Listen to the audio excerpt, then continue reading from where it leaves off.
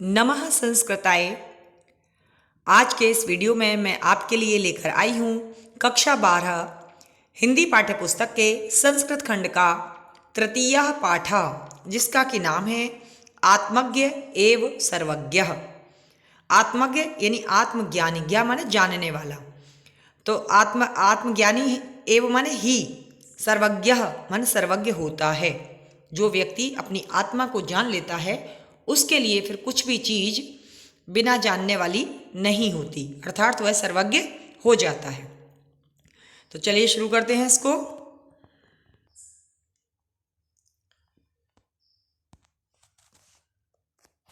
याज्ञवल्क्यो मैत्रेयीम उवाच। याज्ञवल्क्यो यानी याज्ञवल्क ने मैत्रेयीम मैत्री से, उवाच कहा, मैत्रेयी से कहा। संबोधनवाची चिन्ह है मैत्रेयी, हे मैत्रेयी। मैत्रेयी ऋषि महर्षि याज्ञवल्क्य की दूसरी पत्नी थी। उनकी पहली पत्नी का नाम था कात्यायनी, जो उनसे मैत्रेयी से बड़ी थी और मैत्रेयी से ईर्ष्या रखती थी, जलन की भावना उनके अंदर थी। तो एक दिन ऋषि महर्षि याज्ञवल्क्य ने अपनी दूसरी जो पत्नी थी मैत्रेयी, उनसे कहा, क्या कहा? उदयास्यन अहम अस्मात् स्थानात् अस्मि। उदयास्यन अहम, अहम माने मैं क्या कर रहा हूँ?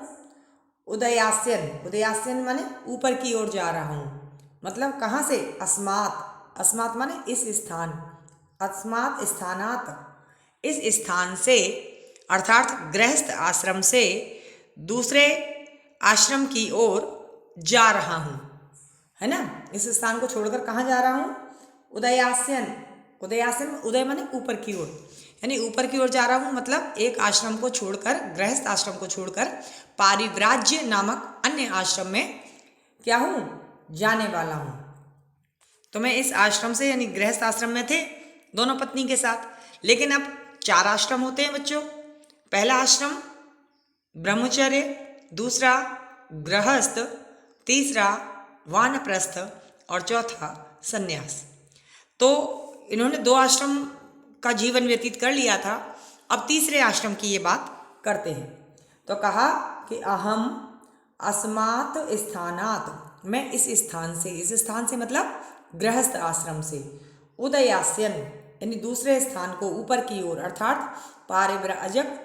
पारिव्राज्य नामक आश्रम में क्या हूँ? अस्मि, है ना, जाने वाला हूँ। ऐसा इन्होंने कहा। उसके बाद क्या हुआ? ततः, ततः माने अतः माने इसलिए या इसके बाद, ते अनया कात्यायन्या विच्छेदम करवाणी इति, इसलिए इन्होंने कहा अतः क्या करना है मुझे? अनया, अनया माने इस, है ना। हाँ, अतः मुझे इस कात्यायन्या माने कात्यायनी यानी नामक जो उनकी दूसरी पत्नी थी, उससे क्या करता हूँ? ते माने तुम्हारा, इसलिए मैं कात्यायनी नामक पत्नी से तुम्हारा क्या कर दूं? विच्छेदम, विच्छेदम माने अलग करना, यानी बंटवारा करना। करवाणी, करवाणी माने कर दो, यानी मैं ये सोच रहा हूँ कि मैं दूसरे आश्रम में जा रहा हूँ तो तुम दोनों पत्नियों की आपस में लड़ाई ना हो, इसलिए मैं संपत्ति का बंटवारा कर दूं। इति माने ऐसा, ऐसा कहा। किसने कहा ऐसा? महर्षि याज्ञवल्क्य ने। किससे कहा? मैत्रेयी से। मैत्रेयी उनकी कौन सी पत्नी थी? दूसरी पत्नी। और वो किस पत्नी के साथ उनका बंटवारा करना चाहते थे? मैत्रेयी की जो सौत थी, अर्थात कात्यायनी, तो कात्यायनी से। मैत्रेयी उवाच, यानी अपने पति की इस बात को सुन करके मैत्रेयी उवाच माने मैत्रेयी ने कहा। क्या कहा? यद इयम, यहाँ संधि हो गई है, दीर्घ संधि। यद इयम माने यदि, इयम माने यह, सर्वा पृथ्वी यानी सर्वा पृथ्वी माने संपूर्ण पृथ्वी, वित्तेन, वित्तेन माने धन से, पूर्णा स्यात्, पूर्णा स्यात् का मतलब पूर्ण हो जाए, स्यात् माने हो जाए, तत् माने तब, किम माने क्या। तो जब ये संपूर्ण पृथ्वी जो है वो धन से पूर्ण हो जाए तो क्या, तेन अहम अमृताम श्याम इति, तब भी, किम माने क्या, अहम माने मैं, तेन और अहम, यहाँ बहुत सारे शब्दों आगे है अमृता, तब भी क्या मैं उससे, अमृतम अमृता माने अमर, श्याम माने हो जाऊंगी, इति माने ऐसा।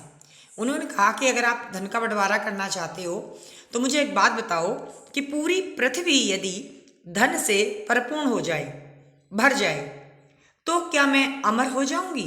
ये प्रश्न किया किसने? मैत्रेयी ने। याज्ञवल्क्य उवाच, याज्ञवल्क ने कहा, क्या कहा? नेति। नेति में यहाँ संधि हुई है, न धन इति। न धन इति का मतलब ऐसा नहीं है, आ और ई मिलके ए हो गया, गुण संधि हो गई। तो याज्ञवल्क्य ने कहा कि नहीं, अगर ये संपूर्ण पृथ्वी भी धन से पूर्ण हो जाएगी तो भी तुम अमर नहीं हो सकती, ऐसा कहा याज्ञवल्क्य ने। तो उनकी इस बात को सुनकर के क्या हुआ कि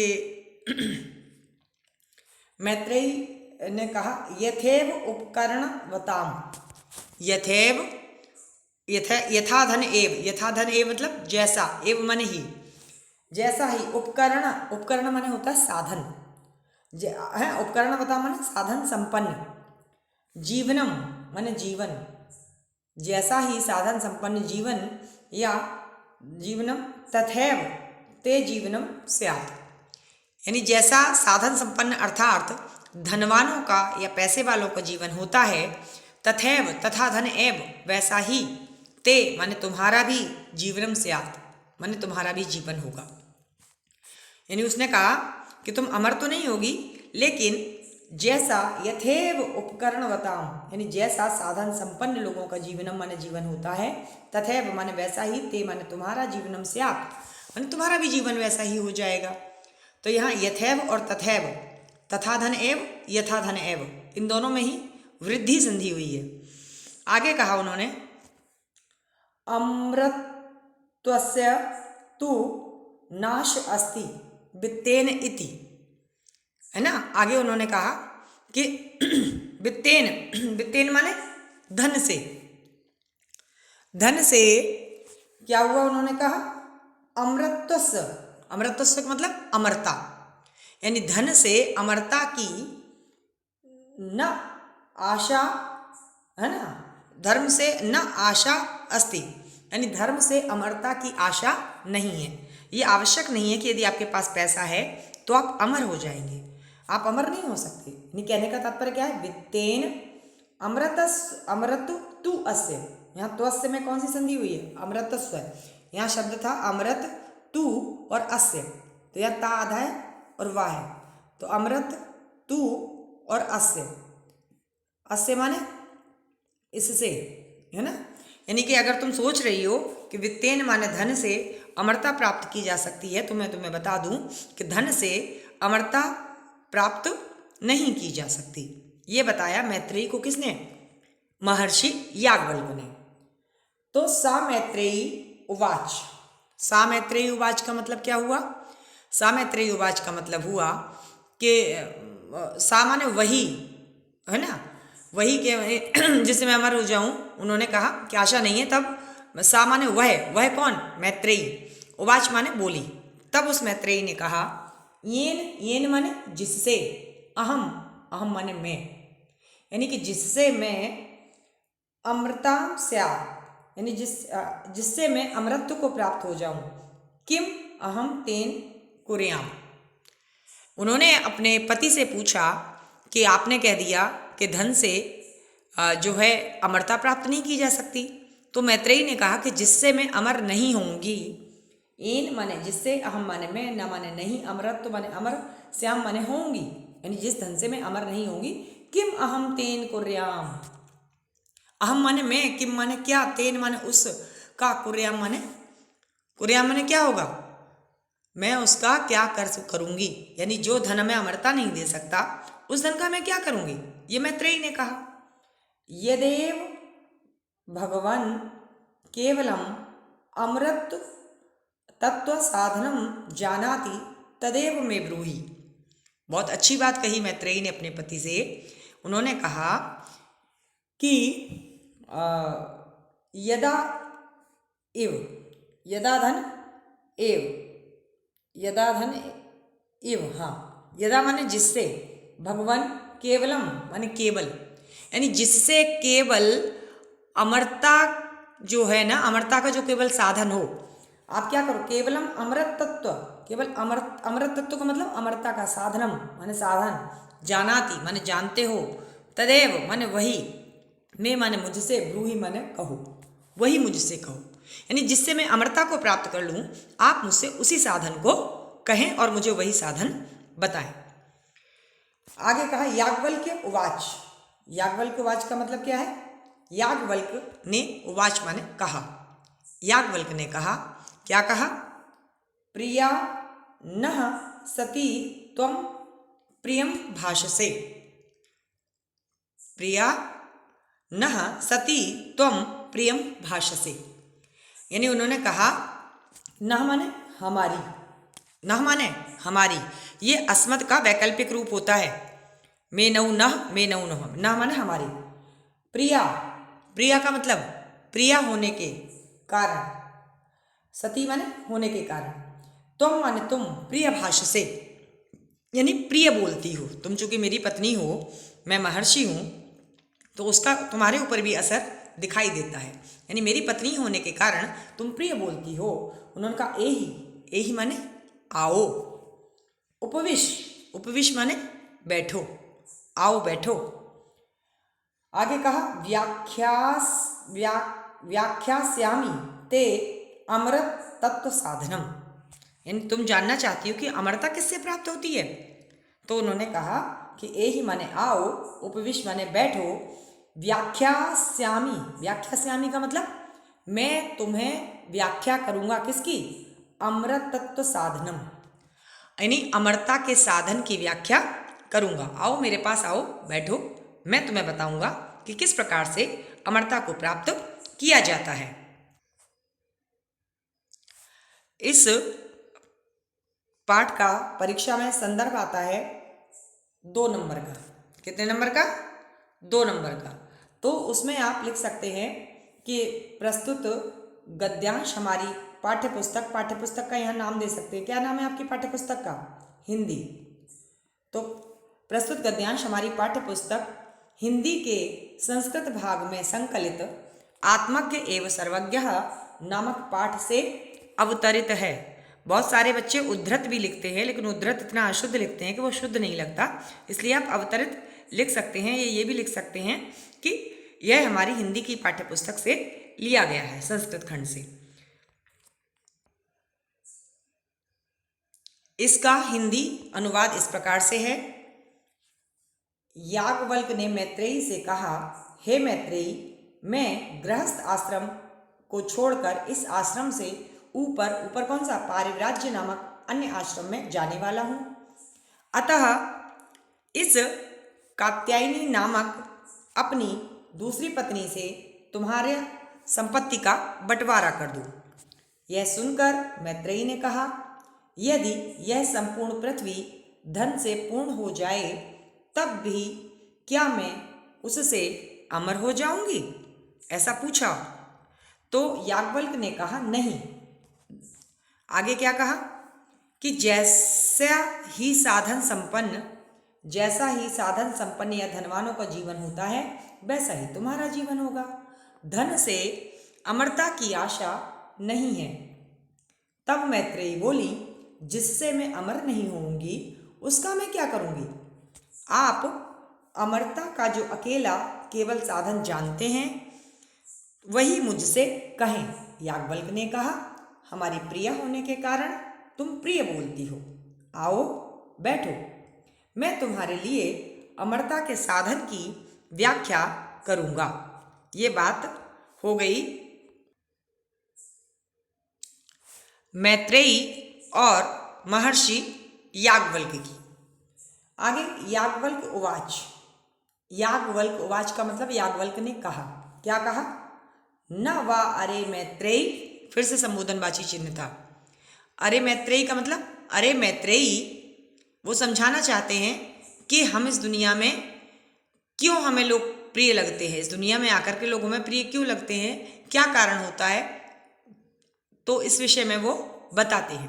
कहते हैं न वा अरे मैत्रेयी, न वा अरे मैत्रेयी का मतलब अरे मैत्रेयी, आगे सुनो, पत्युः कामाय पतिः प्रियो भवति। पत्युः कामाय, पत्युः कामाय का मतलब क्या है, पति की, कामाय माने कामना पूर्ति के लिए, है ना। पति ही प्रियो भवति, पति ही प्रियो भवति का मतलब पत्नी को पति प्रिय नहीं होता, यानी पति की कामना के लिए पत्नी को पति प्रिय नहीं होता। यहाँ पर एक अर्थ लिखा हुआ है जो आपको दिखाई नहीं दे रहा होगा, पत्युः कामाय, यानी पति की कामना के लिए, पति ही प्रियो भवति न यहाँ दिया गया न, यानी कि जो पति है, अगर कोई पत्नी ये सोचे कि वो पति हमें प्रिय होगा, तो इसलिए नहीं होगा कि वो पति की कामनाओं को पूरा करती है। आगे कहा आत्मनः तु वै कामाय पति प्रियो भवति। कहने का तात्पर्य ये है कि किंतु आत्मनः मतलब अपनी, आत्मनः का मतलब अपनी, तू माने तो, कामाय माने कामना के लिए, पति माने पति प्रियो भवति, पति प्रिय होता है। यानी कहने का तात्पर्य ये है कि पति की कामना के लिए पति प्रिय नहीं होता, किंतु अपनी कामना पूर्ति के लिए ही उसे पति प्रिय होता है। यानी कि यदि पति आपकी कामनाओं को पूरा करता है, आपकी इच्छाओं को पूरा करता है, तो आपको पति अच्छा लगता है, प्रिय लगता है। क्यों? क्योंकि आपने जो कहा आपके पति ने उसको पूरा किया, इसलिए पति प्रिय होता है। आगे कहा उन्होंने न वा अरे, ये चीज़ हर जगह आ जाएगी, न वा अरे, जैसे अभी पहले भी आया था न वा का मतलब ऐसा नहीं है कि ये काम ऐसा नहीं है, ऐसा नहीं है। आगे और भी कहा न वा का मतलब अरे और न वा माने अथवा, है ना। आगे कह रहे और समझा रहे न वा अरे अथवा जाया माने होती है पत्नी, जाया माने पत्नी। तो कहा कि जाया कामाय जाया प्रिया भवति, और पत्नी की कामना के लिए पत्नी प्रिय न वा नहीं होती। आत्मनस्तु वै कामाय जाया प्रिया भवति, यानी कि आत्मनः माने अपनी, कामाय माने कामनाओं के लिए, जाया माने पत्नी, प्रिया माने प्रिय, भवति माने होती है। कहने का तात्पर्य यह है कि यदि पति को पत्नी प्रिय है तो क्यों है? क्योंकि वह पति का समस्त कार्य कर रही है, उसके कपड़े प्रेस कर रही है, उसको समय पर भोजन दे रही है, उसके वस्त्रों को धो रही है, उसके बच्चों का पालन पोषण कर रही है, उसके माँ बाप का ध्यान रख रही है। इसलिए पतियों को अपनी पत्नी प्रिय होती है, इसलिए नहीं कि वह पत्नी की कामनाओं को पूरा करता है। कहने का तात्पर्य इस दुनिया में सभी स्वार्थी हैं, अपने अपने स्वार्थ को पूरा करने के कारण लोग एक दूसरे को प्रिय लगते हैं, और जिस दिन आप उनकी कामनाओं को पूरा करने वाले नहीं होगे, उस दिन आप उनको प्रिय नहीं लगोगे। आगे उन्होंने और समझाया इस बात के लिए, न वा अरे, यानी अरे मैत्रेयी सुनो, पुत्रस्य वित्तस्य च कामाय पुत्रो वित्तम वा प्रियः भवति, यानी पुत्रस्य वित्तस्य च, यानी और उन्होंने एक चीज़ और समझाई कि जो पुत्र है और धन, पुत्र और धन भी कामना के लिए, है ना, पुत्र और धन प्रिय नहीं होते। यानी कि कहने का मतलब ये पुत्र की कामना के लिए या वित्त की कामना के लिए, कामाय माने कामना के लिए, न तो धन की कामना के लिए न पुत्र की कामना के लिए, पुत्रो यानी पुत्र प्रिय होता है। आगे कहा वित्तम व प्रियम भवति, वित्तम व प्रिय भवति का मतलब क्या है? यानी कि अपनी कामना के लिए, आत्मनस्तु, आत्मनः माने अपनी, कामाय माने कामना के लिए, पुत्रो माने पुत्र, वित्तम माने वित्त, वा प्रिय भवति, यानी कि बेटा क्यों प्रिय है और पैसा क्यों प्रिय है? इसलिए नहीं कि बेटे की कामनाओं को पूरा करना है, लेकिन बेटा आपकी कामनाओं को पूरा करेगा, इसलिए आपको अपना पुत्र प्रिय होता है ना। आत्मनः माने अपनी, है ना, अपनी, तू माने तो, वह माने अथवा, कामाय माने कामना के लिए, यानी कि अगर आपको अपना बेटा प्रिय है तो इसलिए नहीं कि आप अपने बेटे की हर इच्छा को पूरी करते हो, बल्कि इसलिए कि पुत्र आपकी कामना को पूरा कर रहा है। पुत्र आपकी बात मान रहा है तो बहुत अच्छा, पुत्र ने आपकी बात नहीं मानी, आपको पुत्र प्रिय नहीं होगा। धन प्रिय इसलिए है कि धन आपकी कामनाओं की पूर्ति करता है। आपके पास पैसा है, आपने गाड़ी खरीद ली, धन ने आपकी कामना को पूरा कर दिया। आपके पास पैसा है, आपने घर खरीद लिया, उस पैसे ने आपकी मनोकामना पूरी कर दी। लेकिन अगर आपने धन की क्या कामना पूरी की, धन की भी तो ये कामना होती है कि मैं धर्म के काम में खर्च हूँ। पुत्र की भी तो ये कामना होती है कि पिता मेरी इच्छा को पूरा करे। पत्नी की भी तो ये कामना होती है कि पति मेरी इच्छा को पूरा करे। और पत्नी की भी ये कामना, हाँ, पति की भी ये कामना होती है कि पत्नी उसकी इच्छा को पूरा करे। इसलिए इस दुनिया में जितने रिश्ते हैं, पति के, पत्नी के, बेटे के या धन के, ये सब की अपनी अपनी कामनाएं हैं, लेकिन ये सब इसलिए प्रिय नहीं है क्योंकि इनकी कामनाओं को हम पूरा नहीं करते, अपितु ये हम सब की कामनाओं को पूरा करते हैं। आगे कहा उन्होंने कि न वा अरे, न वा अरे, इसका मतलब क्या हुआ? हमने आपको बताया हर जगह वही बातें आ रही हैं कि अरे माने अरे, सबकी कामना के लिए सब प्रिय नहीं होते। सर्वस्य कामाय सर्वम प्रिय भवति न, यानी सब लोगों की कामना के लिए सब लोग प्रिय नहीं होते। अच्छा, कारण क्या है? आत्मनः तु, आत्मनः माने अपनी ही, आत्मनः माने अपनी ही, कामाय माने कामना के लिए, सर्वम प्रिय भवति सभी लोग प्रिय होते हैं, यानी अपनी कामना के लिए सब प्रिय होते हैं। जो व्यक्ति हमारा काम कर देता है वो हमें प्रिय होता है। आप विद्यालय में पढ़ते होंगे, आप इस पाठ को पढ़ रहे हैं, आप खुद आजमाएंगे, आपको वो दोस्त आपके प्रिय लगते होंगे जो आपके मनचाही बातों को पूरा कर देते हैं, और जो आपकी बातों को पूरा नहीं करते वो आपको अच्छे नहीं लगते होंगे। विद्यालय में भी शिक्षक होते होंगे, आपने कुछ चीज़ पूछी, शिक्षक ने आपकी मन की बात कर दी तो आपको वो शिक्षक प्रिय लगते होंगे। और कई सारे शिक्षक ऐसे भी होते हैं कि आपकी बात को पूरा नहीं करते होंगे, आपकी बातों को सुना और सुन करके उन्होंने उसको पूरा नहीं किया तो आपको लगता होता ये वाले शिक्षक अच्छे नहीं हैं। आप अपनी अपनी कामनाओं के हिसाब से ही शिक्षक अच्छे हैं या नहीं हैं ये बात डिसाइड करते हो, है ना। अगर आप इस वीडियो को सुन रहे होंगे, समझ रहे होंगे, तो आपको लग रहा होगा कि बात तो सही है। चाहे आपके दोस्त हों, चाहे आपके रिश्तेदार हों, चाहे आपके अड़ोसी पड़ोसी हों, आप सबको यही लगता है जो जो आपकी कामनाओं को पूरा कर देता है वो सभी आपको प्रिय लगते हैं, और जो भी आपकी कामना को, इच्छा को पूरा नहीं करता वो आपको प्रिय नहीं लगते। यही बात याज्ञवल्क्य ने अपनी पत्नी को समझाई। पत्नी का नाम क्या था जिसको समझाई? मैत्रेयी। आगे उन्होंने कहा तस्मात्, तस्मात् माने इसलिए, अरे मैत्रेयी यानी हे मैत्रेयी, आत्मा वा, आत्मा वा माने आत्मा ही, द्रष्टव्य, द्रष्टव्य माने देखने योग्य है। यहाँ पर प्रत्यय लगा हुआ है कौन सा? तव्यत, तव्यत प्रत्यय, तव्यत प्रत्यय और तव्य, तव्य और तव्यत दो लगते हैं ना, तो यहाँ तव्य लगा हुआ है यानी कि देखने के योग्य। दर्शनार्थम, दर्शनार्थम अर्थ दर्शन के लिए। श्रोतव्य सुनने योग्य है। मंतव्य मनन करने योग्य है। निदिध्य आसितव्यश्च, च माने और, निदिध्य आसितव्य, आसितव्य मतलब निदिध्य माने बैठना अर्थात ध्यान करना, आसितव्य माने आसन लगाना, यानी ध्यान करने योग्य है। आत्मनः खलु दर्शनेन, आत्मनः माने आत्मा के, खलु माने निश्चय ही, निश्चय ही आत्मा के, दर्शनेन माने दर्शन के द्वारा, इदम सर्वम विदितम भवति यह सब विदित होता है अर्थात ज्ञात होता है। तो बच्चों ये पाठ आपको जो समझाया गया आत्मा के एव सर्वज्ञ, महर्षि याज्ञवल्क्य ने मैत्रेयी के माध्यम से हम सभी को समझा दिया।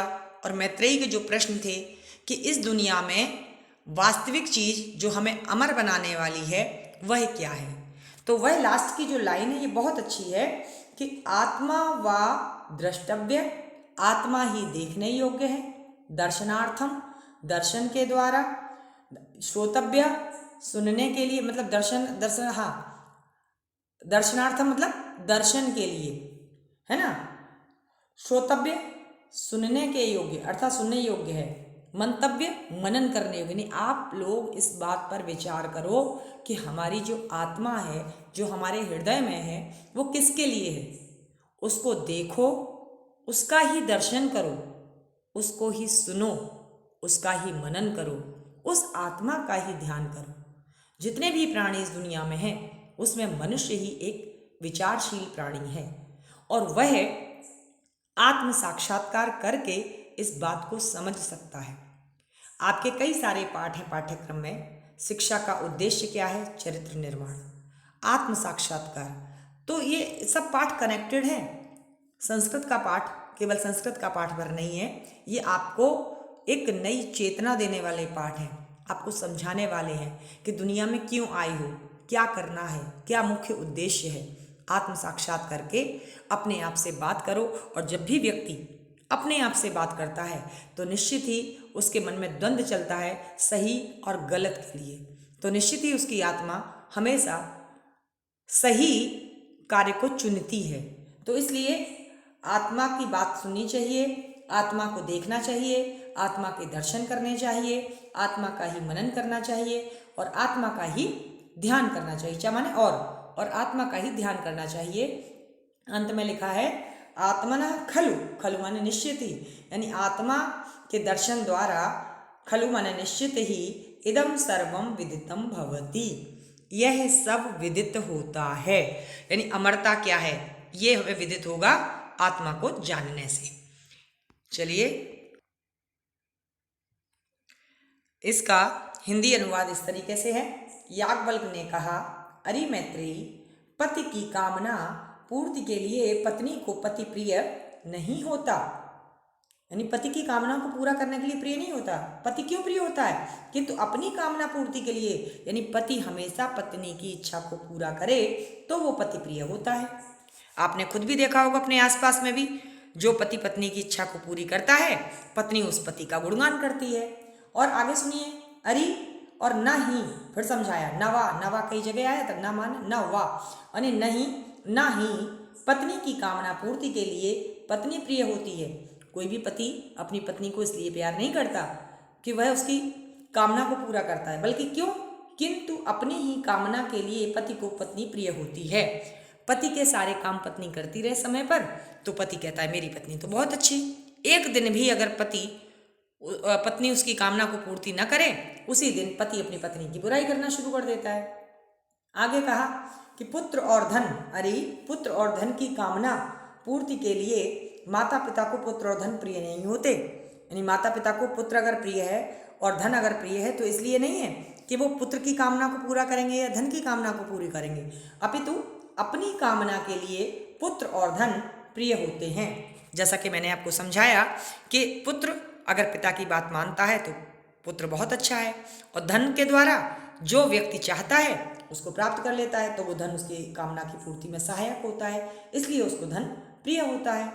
अरे सबकी कामना के लिए सब प्रिय नहीं होते, अर्थात सब लोगों की कामना पूर्ति के लिए सब लोग प्रिय नहीं होते, अपनी ही कामना के लिए सब प्रिय होते हैं। जितने भी हमारे दोस्त हैं, रिश्तेदार हैं, संगी साथी हैं, अड़ोसी पड़ोसी हैं, वो सब इसलिए अच्छे हैं क्योंकि उन सब लोगों ने कभी ना कभी हमारी जो भी इच्छा हो, जो भी कामना हो, उसका पूरा किया है, हमारी हमेशा मदद की है, इसलिए वो हमें अच्छे लगते हैं। और जो व्यक्ति हमारी मदद करने को मना कर देता है वह हमें बुरा लगता है।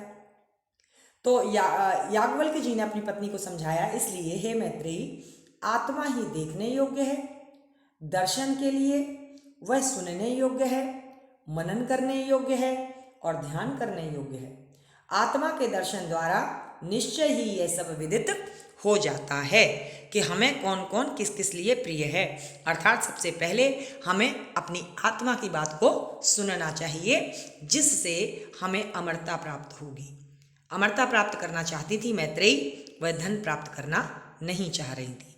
तो आप लोग भी बच्चों आत्मज्ञान की खोज में लग जाएं, अपने आप को जानें, समझें, जीवन के वास्तविक उद्देश्य को जानें, अपने अच्छे लक्ष्य निर्धारित करें, परीक्षा में अच्छे नंबरों से पास होने के लिए अभी से परिश्रम करें। इन्हीं सब बातों के बाद पाठ थोड़ा ज़्यादा बड़ा हो गया है, लेकिन आशा है कि आपको समझ में अच्छे से आया होगा। यदि अच्छा लगे तो प्लीज़ लाइक कर दीजिएगा। तब तक के लिए नमस्कार।